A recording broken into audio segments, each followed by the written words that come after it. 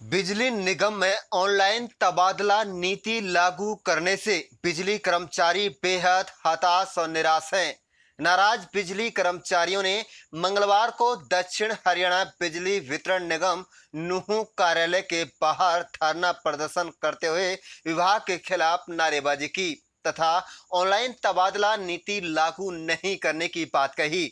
पत्रकारों से बातचीत के दौरान बिजली विभाग के कर्मचारियों ने कहा है कि बिजली वितरण का कार्य प्रदेश की 100% जनता के अलावा कार्यालय का कार्य 100% जनता से जुड़ा हुआ है। तकनीकी कर्मचारियों के साथ साथ अन्य कर्मचारियों का कार्य भी लंबे अनुभव पर निर्भर करता है।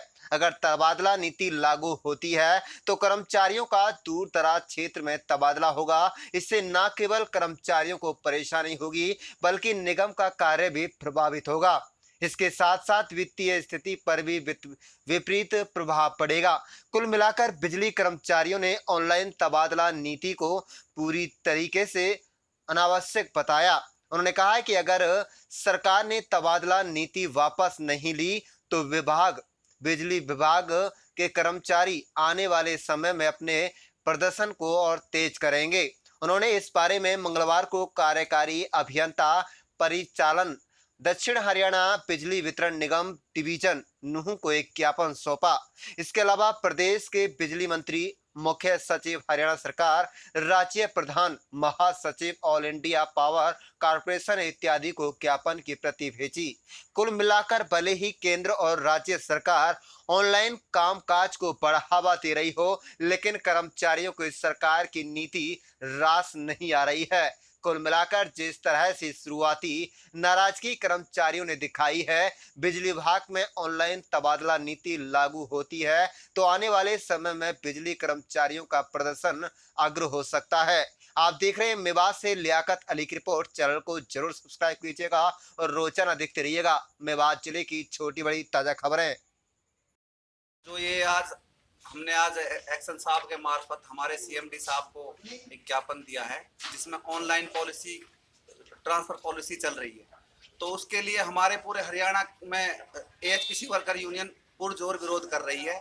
क्योंकि ऑनलाइन ट्रांसफर पॉलिसी में जो कर्मचारी यहाँ पर काम कर रहे हैं उनको दूर दूर दूसरे जगह पर ट्रांसफर किया जाएगा और जो कर्मचारी जो यहाँ की जनता है वो कर्मचारियों के साथ जुड़ी हुई है और कर्मचारी हर जनता के दुख दर्द को समझता है। उनकी समस्याएं जो होती हैं बिल को ठीक करना, एमसीओ, पीडीसीओ और भी जो काफी समस्याएं होती हैं उनको पूर्ण रूप से समझता है। जनता यहाँ की कर्मचारी काफी समय से यहाँ काम कर रहे हैं तो उनको जानती भी है, तो उनसे अपने पूर्ण रूप से जनता उनसे मिल लेती है। इसी वजह से जो सरकार अपनी मनमानी कर रही है, ऑनलाइन ट्रांसफर पॉलिसी जो लागू कर रही है, उसी के विरोध में आज ये ज्ञापन दिया गया है। और ये पूरे हरियाणा के अंदर हमारी एएचपीसी वर्कर यूनियन सभी डिवीजनों में एक्शन साहब के मार्फत सीएमडी साहब के लिए दिए जा रहे हैं।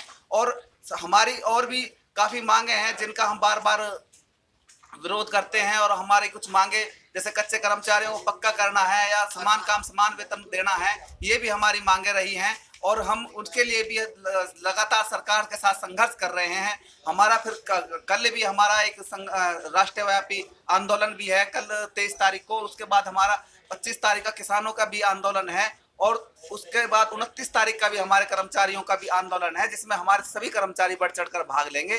तो हम यही कहते हैं कि जो सरकार ये ऑनलाइन पॉलिसी चालू करना चाहती है उसको या तो बंद करें, नहीं तो कर्मचारी सड़कों पर उतरने के लिए मजबूर होंगे। यही हमारा निवेदन है।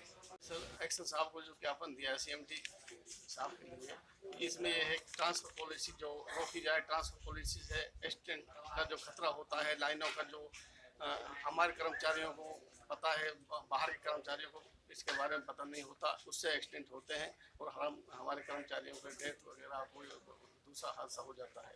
इसलिए ट्रांसपोर्ट पॉलिसी के लिए हमने रोक के लिए, क्योंकि सरकार इस पॉलिसी को रोके और ट्रांसफ़र इस पॉलिसी के तहत ना करे। आगे निजीकरण जो सरकार करने जा रही है उसके विरोध में भी हम इस पूरे कर्मचारी, पूरे हिंदुस्तान कर्मचारी, हरियाणा के कर्मचारी एकजुट होकर संघर्ष कर रहे हैं और पॉलिसी रोकी जाए निजीकरण।